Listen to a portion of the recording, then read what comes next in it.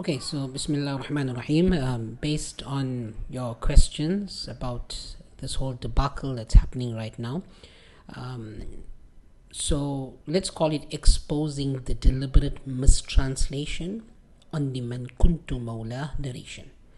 Okay, now a warning, although this is a private discussion, we hope that you make it public, because what we believe in private is what we should believe in public as well. Now, of course, this is generally an academic discussion, which I'm sure most of you all are aware of. We've had those discussions, but in the case here, just to simplify it, we're going to simplify it for the public, because some speakers, muqarrirs as they call them, are getting carried away with their audiences and are doing a great disservice to the Sunni viewpoint. So those who take the podium and relate this particular narration, whilst utterly failing to clarify the Ahlul Sunnah position, to clarify the context, are part of the problem that we see now in this growth of Shia rhetoric in our community.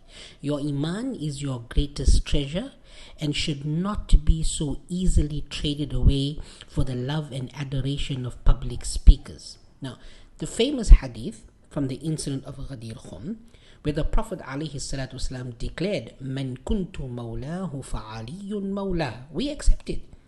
But it has been widely mistranslated by certain uneducated people, and particularly the Shia scholars, who suggest that the Prophet ﷺ appointed Sayyidina Ali radiallahu anh as his successor in leadership.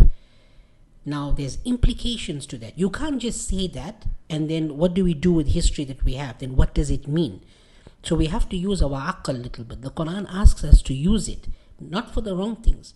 So this mistranslation has theological implications, as it alludes to a Shia narrative. Now, the Shia narrative that it alludes to, if you say that the rightful leader was Sayyidina Ali, what are you saying? Well, if Ali radiallahu anh is the successor, then Abu Bakr radiallahu anh and Umar radiallahu anh and Uthman radiallahu anh stole the leadership. So if you say that Ali radiallahu anh is the successor, therefore the leadership, the rightful leadership was stolen. This is what you're saying. So before the next time you want to say Subhanallah, when you hear Man Kuntu Mawla, you need to know what the speaker is saying before we blindly give all of these takbirs and make them feel as if they're doing something wonderful, whereas these narrations and explanations are in our books. Now ask yourself, if you truly believe that one of the most respected companions, the father-in-law of the Prophet alayhi salatu wasalam, the one whose companionship is acknowledged in the Quran, right? His suhbah is mentioned in the Quran. This person is a traitor to the commands of his most beloved companion. Only a confounded fool would believe that. In fact, not even Sayyidina Ali radiallahu anh believed that, because he gave the bay'ah to Sayyidina Abu Bakr. It doesn't matter, 6 months or 6 years, he did it. If you're a kafir once, you're a kafir later. If Sayyidina Abu Bakr is regarded ma'adallah as a kafir by them, it means that Sayyidina Ali radiallahu anh gave bay'ah to a kafir. Is that even accepted? Right? So it's a very illogical thing. Hence, people who make these ignorant claims, they assume actually that they know better than Sayyidina Ali radiallahu anh. That's what they're saying, right? Now, this idea stems from either a misunderstanding or deliberate misinterpretation or misrepresentation of the word Mawla. So let's begin to understand the context first. Something that all these speakers, they forget, mashallah. Good memory, hadith, this, that, but they forget to tell you the context. Why they forget to tell you the context? Because if they state it, they might not get an envelope after the function. Yeah, because the people are not going to be happy with them. So let's make the people happy. Let's get Nari Takbir going. That's what we want to do. Ma'adallah. Right? So, in terms of the context, very quickly, the context of the hadith is critical to understand its true meaning. The Prophet ﷺ made this declaration. We believe he made it. We accept it. But there was a dispute between Sayyidina Ali radiallahu anh and some companions during the expedition to Yemen. Some companions were upset that Sayyidina Ali radiallahu anh took a female slave for himself. The issue was regarding whether it was from his share to begin with. That was the issue. Not that he took one, but was it from his share, from the khums. So information of these disputes reached the Prophet ﷺ, and Rasulullah ﷺ sought to clarify and reaffirm Sayyidina Ali's position, emphasizing his close relationship with Sayyidina Ali radiallahu anh, and of course his status as a beloved companion. We accept that. So this clarification was necessary to quell any enmity. Now think about it, there's already a problem. Some narrators even say that they hated Sayyidina Ali radiallahu anh for doing that. We accept that because that's the context. And so to reinforce unity amongst the companions. When you quell a possible enmity, the more sensible thing to do is to endorse what? Leadership? No, endorse closeness and friendship of the person. And this is precisely what had transpired with the narration of Ghadir Khumm. So don't let people fool you. Alhamdulillah, contrary to the lies of the Shia, there are numerous versions of this narration located in Sunni sources. So this acts as a counter to the false accusation, Sunnis hide this information. Some of these speakers, their ego is too high. They say nobody tells you this. I'm the first person in history telling you. That's a lie. That's because the people that you are speaking to, they don't know any better. So you thrill them with information. If we hid it, why would it be in our most revered books? Now the famous narration, من كنت مولاه فعلي مولاه, with additions, اللهم والي من والاه وعادي من عاداه. I'm not going to translate it just yet, but for your understanding, the Prophet ﷺ, to quell this animosity between the companions, this agreement, he holds the hand of Sayyidina Ali radiallahu anh. If you take from some narration, then he said, whoever I am his Mawla, then Ali is his Mawla. And we'll explain to you. And then, O Allah, befriend those who befriend him, and be hostile to those who are hostile to him. Now, what does Mawla mean? There's an agreement by Sunnis and Shias that the word Mawla can hold multiple meanings, and these meanings differ. And don't let people bluff you and tell you, we know the meanings, but. No, look at the context. Okay, it's very, very important. This is why these lecturers, these muqarrirs, don't tell you the context, because their reasoning will become confusing. In fact, if you look at Shia scholar Al-Amini himself, who wrote a book called Kitab al-Ghadir, he lists 27 meanings for the term Mawla. It could mean Lord, it could mean cousin, it could mean son, it could mean nephew, depending on context, the one who frees slaves, numerous things, guardian, leader. Yes, those meanings are there, but what is the context? You see, so in the hadith, the Prophet ﷺ uses Mawla to denote a close supportive relationship, because the second statement is very important. Why people only quote half? Why they only focus on half? Allahumma wali man walah wa'adi man ada. Oh Allah, befriend those who befriend him, and be hostile to those who are hostile to him. We accept that. This further clarifies the meaning, because if you say man kuntu mawla here means leader, then if Mawla was to be translated as leader, then the second part, Allahumma wali man wala, would create a paradoxical and illogical statement. Because if they say that Mawla means leader here, then there's a paradox. What's the paradox?